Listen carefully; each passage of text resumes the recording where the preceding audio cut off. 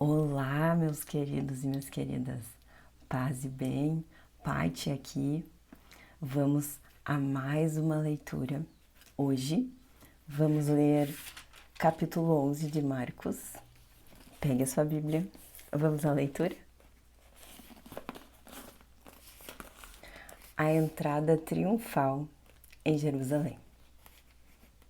E quando eles se aproximaram de Jerusalém, de Betfagé e de Betânia, ao Monte das Oliveiras, ele enviou 2 dos seus discípulos e disse-lhes: Ide pelo caminho à aldeia que está defronte de vós, e logo que nela entrardes, encontrareis amarrado um jumentinho, sobre o qual ainda não montou homem algum. Desprendei-o e trazei-o. E se algum homem vos disser: Por que fazeis isso? Dizei-lhe que o Senhor necessita dele, e imediatamente ele o enviará para aqui. E eles foram pelo seu caminho e encontraram o jumentinho, amarrado à porta do lado de fora, entre 2 caminhos. E o desprenderam. E alguns dos que ali estavam lhes disseram: O que fazeis desprendendo o jumentinho? E eles responderam como Jesus lhes tinha mandado. E eles os deixaram ir. E eles trouxeram o jumentinho a Jesus e lançaram sobre ele as suas vestes, e ele assentou-se sobre ele.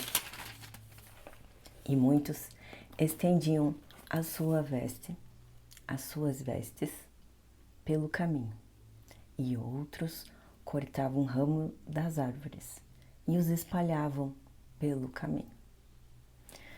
E aqueles que iam adiante e os que seguiam clamavam dizendo: Hosana, abençoado é o que vem em nome do Senhor.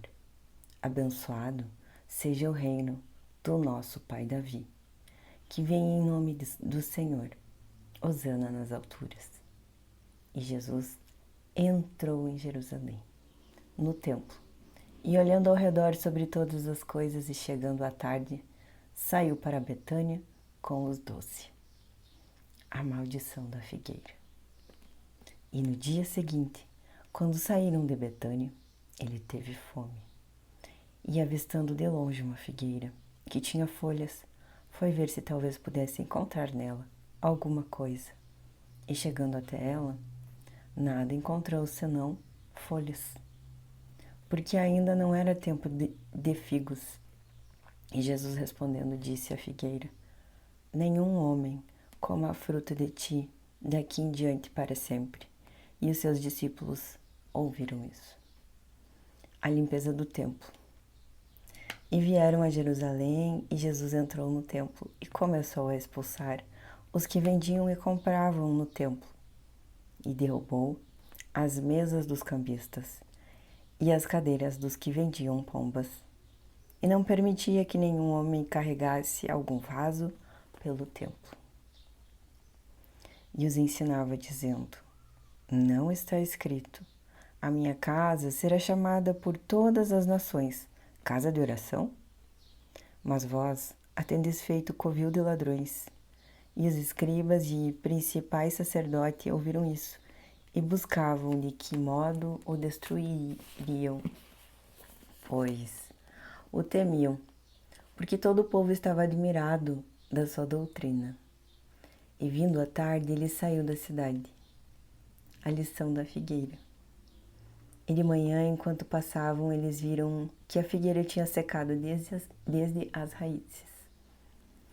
E Pedro, chamando a lembrança, disse-lhe: Mestre, eis que a figueira que tu amaldiçoaste secou-se. E Jesus respondendo disse-lhes: Tende fé em Deus. Se eu falar a minha montanha de problemas e ordenar que ela vá embora em nome de Jesus, ela há de obedecer, se eu acreditar e não duvidar em meu coração. Porque na verdade eu vos digo que qualquer que disser a este monte: ergue-te e lança-te no mar, e não duvidar em seu coração, mas crer que se fará aquilo que diz, aquilo lhe será feito. Assim lhe será feito. Portanto, eu vos digo que todas as coisas que desejais, quando orardes, crede e as recebeis, e tê-la-eis. E quando estiverdes orando, perdoai, se tende alguma coisa contra alguém, para que também vosso Pai, que está no céu, possa perdoar as vossas transgressões. Mas se vós não perdoardes, nem o vosso Pai, que está no céu, perdoará as vossas transgressões. A questão da autoridade de Jesus. E eles foram novamente para Jerusalém, e andando ele pelo templo, aproximaram-se dele os principais sacerdotes e escribas e os anciões. Eles disseram: com que autoridade tu fazes estas coisas? E quem te deu tal autoridade para fazer estas coisas? E Jesus, respondendo, disse-lhes: também eu vos farei uma pergunta e responderei-me. E então vos direi: com que autoridade eu faço estas coisas? O batismo de João era do céu ou dos homens? Respondei-me. E eles argumentavam entre si, dizendo: se dissermos do céu, ele nos dirá: porque então não acreditaste nele? Mas se dissermos dos homens, eles temeriam o povo, porque todos os homens verdadeiramente tinham o João como profeta. E eles respondendo disseram a Jesus: nós não podemos dizer. E Jesus lhes respondeu: nem eu vos digo com que autoridade faço estas coisas. E esse foi capítulo 11 de Marcos.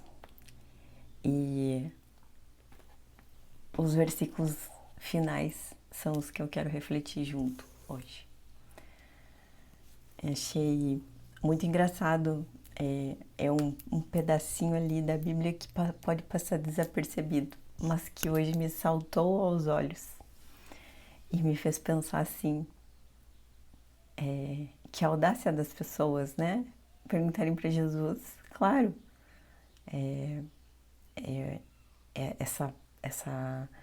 esse pedaço, né? Esses versículos, eles querem dizer assim, nos trazer a consciência de que o que as pessoas estão pensando sobre Jesus, que ele não é capaz de fazer, que autoridade ele tem, de onde vem essa autoridade? Ele é a autoridade, né? A autoridade desceu aqui, se transformou humano, né, para fazer grandes coisas. E quem somos nós para duvidar dessa autoridade? Né? Então não duvide dele, né? Não duvide do poder de Deus. Ele é o rei, ele é o maior, né? E é engraçado isso, chega a ser engraçado, né? Essas pessoas terem perguntado para Jesus, né?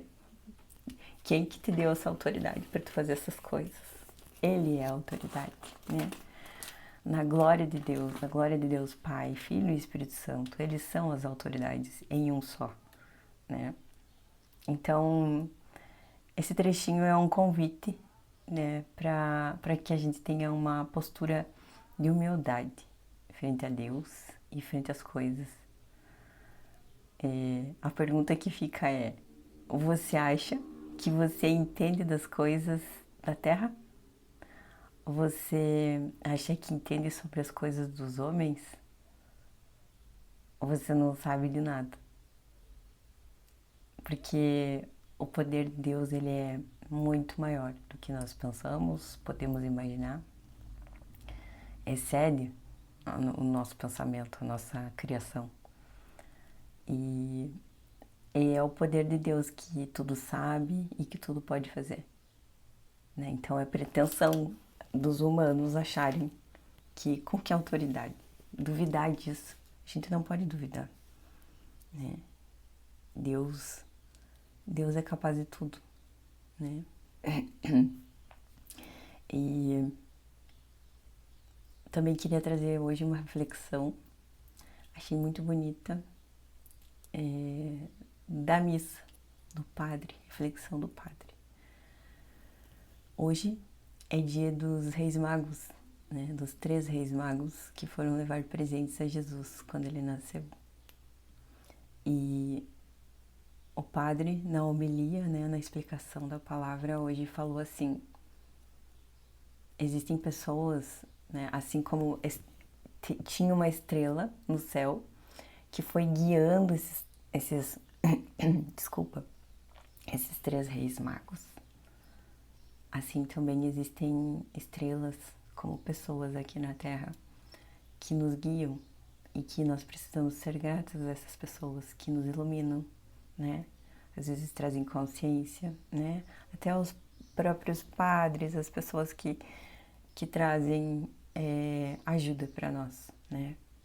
E também fica a pergunta: que pessoas você pode ser grato ou grata por te servirem como estrelas que te guiam, que te iluminam o caminho, que te trazem mais consciência, que te trazem mais para perto de Deus e que te trazem para dentro de ti, né? Buscando o seu melhor, a sua essência.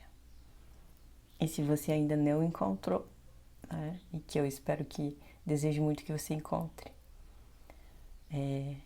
ore para Deus trazer essas pessoas para ti, porque elas são fundamentais para nossa caminhada de evolução, né? E o quanto essas estrelas, essas pessoas, até o mesmo o padre falou hoje, são pessoas que precisam ter um senso de responsabilidade muito grande, né? Porque elas também influenciam. Então, fica a reflexão. Se você é a estrela de alguém, o que você está influenciando essa pessoa? Você está puxando a frequência dela para cima ou para baixo, né? Como que você pode ser uma pessoa melhor nos teus dias? Ser a estrela das pessoas, né? Como você pode conviver, conversar melhor com as pessoas, né? Do porteiro, do faxineiro ao multimilionário, né? Não importa a classe social, né? Mas como você pode aprender a ter essa desenvoltura, a tratar bem as pessoas, né? Abrindo o seu coração para se bem relacionar, porque nessa vida o que fica é como você foi tratado, né? É como as pessoas te receberam, como elas te mandam embora, né? É isso que fica marcado na alma das pessoas, como você foi tratado. Então, a reflexão também fica como você pode tratar melhor as pessoas a partir de hoje. E quem são essas estrelas, né? Se você é a estrela, ou quem são essas estrelas que podem te ajudar a caminhar melhor, a ser uma pessoa melhor.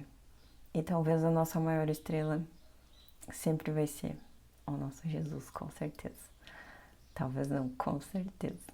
É o nosso Jesus, né? Que deixou toda essa Bíblia como um manual de vida pra gente se tornar uma pessoa melhor e evoluir. E tratar aqui uns aos outros da melhor forma. Porque tudo que ele quer, né?